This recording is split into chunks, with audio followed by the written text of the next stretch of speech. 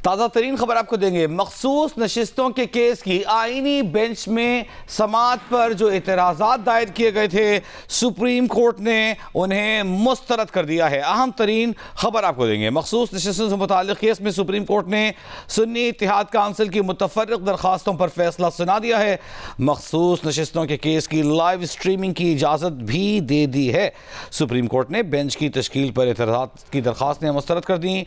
मखसूस नशिस्तों के केस की समाअत 26वीं आईनी तरमीम की दरखास्तों के फैसले के बाद समाअत करने की दरख्वास्त भी मुस्तरद कर दी गई है। अहम तरीन खबर आपको दे रहे हैं। मखसूस नशिस्तों से मुताल्लिक़ केस में सुप्रीम कोर्ट ने सुन्नी इत्तेहाद काउंसिल की मुतफर्रिक़ दरखास्तों पर फैसला सुना दिया। केस की लाइव स्ट्रीमिंग की इजाज़त दे दी। सुप्रीम कोर्ट ने बेंच की तश्कील पर एतराज़ात की दरखास्तें मुस्तरद कर दी।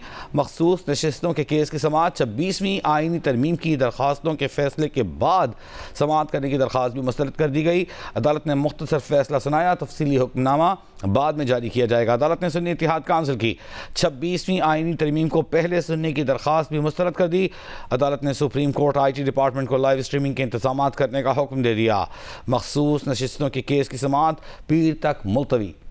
याद रहे कि सुन्नी इत्तेहाद काउंसिल की जानिब से मुतफर्रिक़ दरख्वास्त दायर की गई थी कि मखसूस नशिस्तों को आईनी बेंच में सुना जा रहा है। आईनी बेंचों की तश्कील 26वीं आईनी तरमीम के नतीजे में अमल में आई है और 26वीं आईनी तरमीम को चैलेंज किया कर रखा है सुन्नी इत्तेहाद काउंसिल ने, पाकिस्तान तहरीक इंसाफ ने। और जब तक 26वीं आईनी तरमीम के हवाले से फ़ैसला नहीं हो जाता तब तक मखसूस नशिस्तों के केस की समाअत रोकी जाए, ये दरख्वास्त मुस्तरद कर दी है सुप्रीम कोर्ट ऑफ पाकिस्तान ने। अब्दुल क़य्यूम सिद्दीकी नुमाइंदा खुसूसी जियो न्यूज़ हमारे साथ मौजूद हैं। अब्दुल क़य्यूम सिद्दीकी, मुस्तरद कर दी गई है ये दरख्वास्त सुन्नी इत्तेहाद काउंसिल की कि पहले आईनी बेंच के हवाले से 26वीं आईनी तरमीम है उसे पहले सुना जाए, बाद में मखसूस नशिस्तों का केस। जी हाँ वजी, सुप्रीम कोर्ट ऑफ पाकिस्तान की 11 रुकनी आईनी बेंच के रूबरू जो है वो ये दरखास्तें सुन्नी इत्तेहाद के वकला की जानिब से, हामिद खान और फैसल सिद्दीकी की जानिब से 3 मुतफर्रिक़ दरखास्तें दाखिल की गई थी। पहली मुतफर्रिक़ दरखास्त ये थी कि जो मखसूस नशिस्तों का मुकदमा है ये अवामी अहमियत का मामला है, तो इसको जैसा कि सुप्रीम कोर्ट की प्रैक्टिस रही है कि इसकी लाइव स्ट्रीमिंग हो, तो वो दरखास्त जो है वो 11 रुकनी बेंच ने मुतफ़िक़ा तौर पर मंजूर कर ली है कि इस मुकदमे की समाअत जो है वो लाइव स्ट्रीम की जाएगी।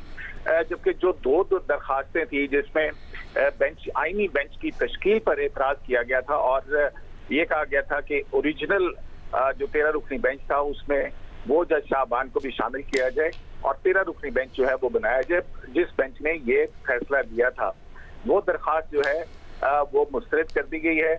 जबकि एक और दरखास्त थी और वो ये थी कि क्योंकि आईनी तरमीम 26वीं आईनी तरमीम जो है उसको चैलेंज किया गया है और क्योंकि ये मामला उससे रिलेटेड हैं, तो लिहाजा जब तक 26वीं आईनी तरमीम का फैसला नहीं होता उस वक्त तक के लिए ये इस मखसूस नशिस्तों के फैसले पर नज़रसानी दरखास्तों की समाअत मुलतवी कर दी जाए।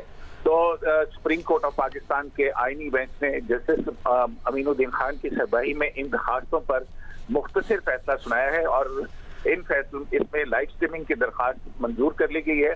जबकि बाकी 2 दरखास्तें जिन पर बेंच की तश्कील पर और मुकदमा मुअख्खर करने की दरखास्तें थी, ये तमाम दरखास्तें यूनानिमसली मुतफ़िक़ा तौर पर 11 रुकनी लाके बेंच ने मुस्तरद कर दी हैं। जिसके बाद बेंच के सरबराह ने कहा मखदूम अली खान थे जो कि जिनकी तरफ से नज़रसानी दरखास्त दाखिल की गई है कि वो इस मुकदमे के ऊपर अपने दलाइल शुरू करें नज़रसानी दरखास्तों पर। तो इस पर फैसल सिद्दीकी एडवोकेट ने इतराज़ किया कि अब क्योंकि लाइव स्ट्रीमिंग की इजाज़त मिल गई है और तो इस वक्त अरेंजमेंट नहीं है तो इस मुकदमे की समाअत जो है वो मुलतवी की जाए। जिसके बाद अदालत ने अब मखसूस नशिस्तों के केस की समाअत जो है वो सोमवार तक के लिए मुलतवी कर दी है। जी बहुत शुक्रिया अब्दुल क़य्यूम सिद्दीकी।